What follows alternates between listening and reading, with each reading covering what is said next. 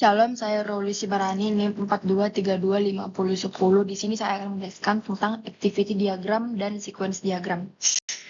Yang pertama di sini activity diagram.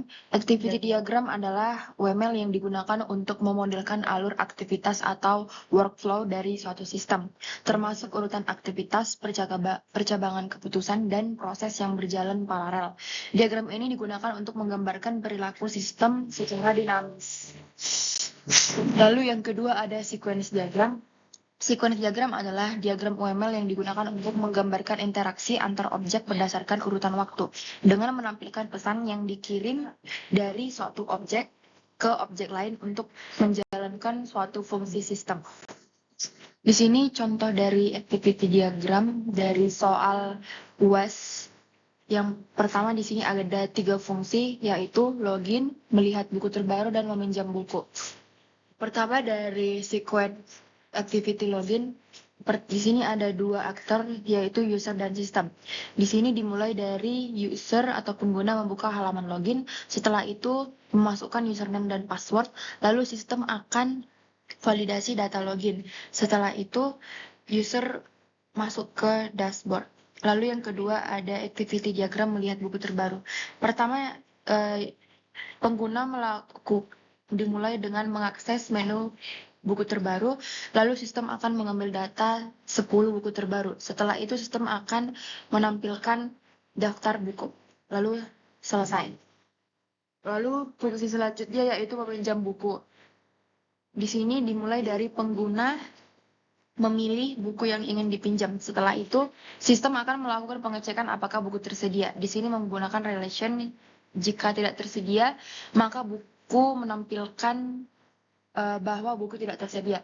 Tapi jika tersedia, sistem akan mencatat transaksi peminjaman dan mengubah status buku. Selanjutnya, sistem akan menampilkan bukti peminjaman, lalu selesai.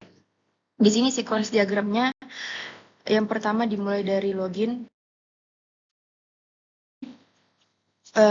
Terdapat 4, yaitu user, view login, control login, model login. Pertama, user membuka halaman login. Setelah itu, view login akan menampilkan halaman login. Setelah itu, user memasukkan username dan password. Lalu, view login akan validasi username dan password. Setelah itu, controller login akan mengecek data. Setelah itu, model login akan mengirim pengecekan ke controller login. Setelah itu, controller login akan cek data.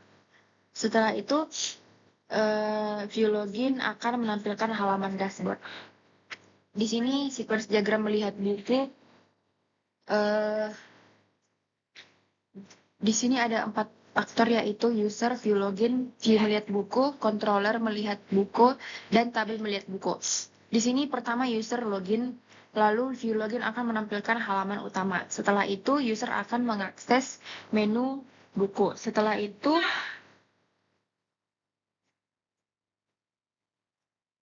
view melihat buku akan memvalidasi buku. Lalu controller akan mengambil data 10 buku. Setelah itu table akan mengirim data buku. Lalu controller akan mengambil data buku terbaru. Setelah itu view akan menampilkan daftar buku. Lalu sequence meminjam buku. Di sini pertama pengguna akan login, setelah itu view login akan menampilkan halaman utama. Lalu user akan memilih buku. Setelah itu view meminjam buku akan mengirim data buku. Setelah itu controller akan mencek buku. Di sini table peminjam buku atau database data akan mengirim hasil pengecekan. Di sini ada alternatif. Jika buku tersedia, maka controller akan mencatat transaksi peminjaman. Setelah itu menampilkan bukti peminjaman jika buku tersedia. Tapi jika tidak tersedia, maka view akan menampilkan buku sedang dipinjam. Artinya buku tidak tersedia. Contoh activity diagram yang saya buat dari study test pertama, mahasiswa melakukan login ke sistem akademik dengan memasukkan username dan password. Lalu sistem akan memvalidasi data sebelum mengizinkan absen. Activity diagramnya itu ada dua aktor yaitu mahasiswa dan sistem. Pertama dimulai dari mahasiswa membuka halaman login. Setelah itu sistem akan menampilkan halaman login. Setelah itu mahasiswa akan memasukkan username dan password. Lalu sistem akan memvalidasi data login. Jika data loginnya tidak benar, maka akan kembali lagi ke menampilkan halaman login. Tapi jika validasi data loginnya benar, maka akan menampilkan halaman dashboard. Lalu selesai. Lalu activity yang kedua, studi case-nya mahasiswa mengisi KRS dengan memilih mata kuliah, lalu sistem memvalidasi dan menyimpan data. Di sini mahasiswa memulai dengan memilih menu KRS, setelah itu memilih mata kuliah, lalu sistem akan cek kota. Jika kotanya tidak tersedia, maka akan diulang lagi dengan cek kota. Tapi jika bukunya tersedia, maka akan simpan KRS. Lalu, studi case selanjutnya, mahasiswa melakukan pembayaran UKT melalui sistem dan sistem memverifikasi pembayaran. Di sini dimulai dengan mahasiswa memilih menu pembayaran, setelah itu memilih metode pembayaran. Lalu, mahasiswa melakukan pembayaran. Setelah itu, sistem akan memverifikasi pembayaran. Lalu, sistem akan menampilkan statusnya berhasil.